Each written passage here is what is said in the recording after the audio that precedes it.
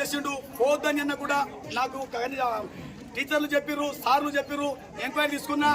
అయినా కూడా బడి వదిలిపెట్టిన మాకు మాయ మాట చెప్పి తీసుకుపోయి ఎక్కడెక్కడ ఉంచి మళ్ళీ స్టేషన్లో వచ్చి ఎక్కడ దేవుని గుళ్ళు ఎక్కడ పుస్తకం వచ్చి ఎస్ఐ గారు ముంగట్ల ఇష్టంతో చేసుకుంటున్నావా, ఇష్టంతో చేసుకుంటానని చెప్పి పిల్లని తీసుకుపోయి నా ఇష్టంతో చేసుకున్నానని చెప్పి సూర్యాపేట తీసుకుపోయి నన్ను ఫంక్షన్ పోదాం మా పెద్దతో మాట్లాడుతా అన్నా, వద్దు ఎవరికి చెప్పొద్దు, ఇద్దరం తీయొద్దాం అన్నాడు. నా ఏం బుద్ధి పుట్టిందో, మా చచ్చిపోతా అనుకుందో ఏమనుకుందో మాట్లాడుతుంటే వద్దు ఎవరికి చెప్పదు, అల్లరి చేయొద్దు అని సూర్యాపేట చెప్పలే ఫంక్షన్ అని చెప్పి సూర్యాపేట స్టేషన్ తీసుకుపోయి బయట నిలబెట్టి మొదటి మొత్తం ఫోన్ చేసుకొని మాట్లాడుకొని టైంలో సాగు ఫస్ట్ ఈయన కొట్టి నమ్మించి భార్యకు మొత్తం సాగు దెబ్బలు. మళ్ళా నిన్న మొన్న మళ్ళా పెద్ద మనిషి దగ్గర పంచాయతీ చేసినా ఇనుకోలే. ఏంటంటే మళ్ళా 6 లక్షలు దండగా అనుకున్నాం.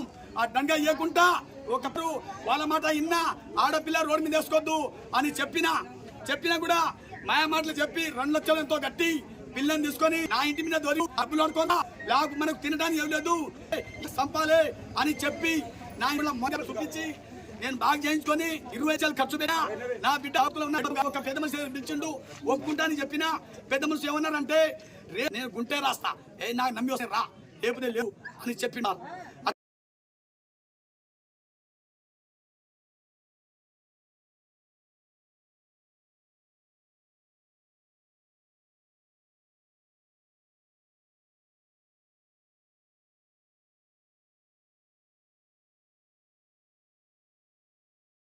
దాడి చేసి అమ్మాయి తట్టుకోలేక బాధకు తట్టుకోలేక కత్తి పట్టుకొని కానిస్టేబుల్ ఎస్ఐ గొప్ప చెప్పిన అమ్మాయి ఇంటి మీద వచ్చి లబ్బ కొట్టుకుని ఏందమ్మా ఏమన్నా అనవసరిగా కత్తి ఉంది, కత్తి గుంచులో గొప్ప చెప్పిన.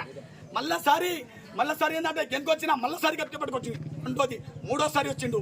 నువ్వు సావరదే లంచా, నువ్వు ఏం చేసుకుంటావు నాది, ఏం బిక్తావు నాది అని అంటాడు. ఎప్పుడైనా ఇంకోరి ముగ్గురు వచ్చినా మేము కూడా చంపేస్తా నిన్న కత్తి చూపించిండు.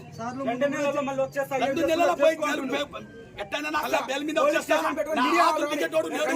ఈ తండ నుంచి ఆ తండ నా ఇల్లు వేసుకోడదో వాని ఇల్లు ఆడదో వాళ్ళు చెప్తారండి.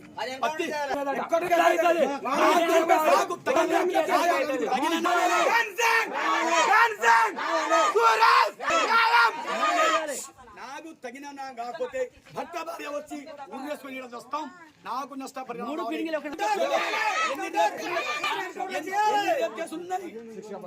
శిక్ష పడాలి వానికి.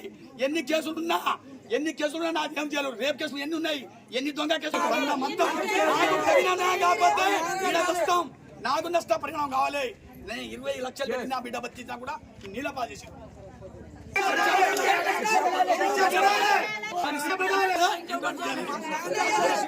శిక్ష పడాలి.